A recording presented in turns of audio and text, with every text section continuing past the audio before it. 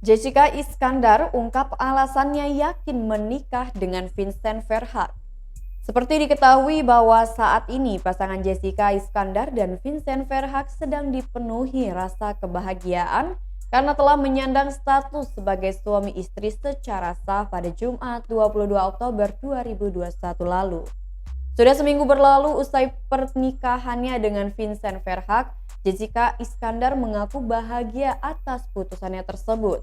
Jessica mengatakan bahwa pernikahannya dengan Vincent Verhaeghe merupakan suatu kebahagiaan karena Vincent adalah pria pilihannya. Baru-baru ini Jessica membuat pernyataan tentang alasan yang membuatnya dapatkan keyakinan menikah dengan Vincent Verhaeghe. Mengutip dari salah satu kanal YouTube, Jessica mengatakan bahwa awalnya mereka sudah sama-sama yakin dan setelahnya jalannya dipermudah karena diiringi dengan doa. Selain hal tersebut, Jessica juga mengatakan bahwa hubungannya dengan Vincent membuat dirinya semakin dekat dengan Tuhan. Bahkan saat ini ia merasa selalu bersyukur atas apa yang telah diterimanya. Wanita yang akrab disapa Jedar ini merasa yakin menikah karena pribadi Vincent yang dapat membuatnya nyaman.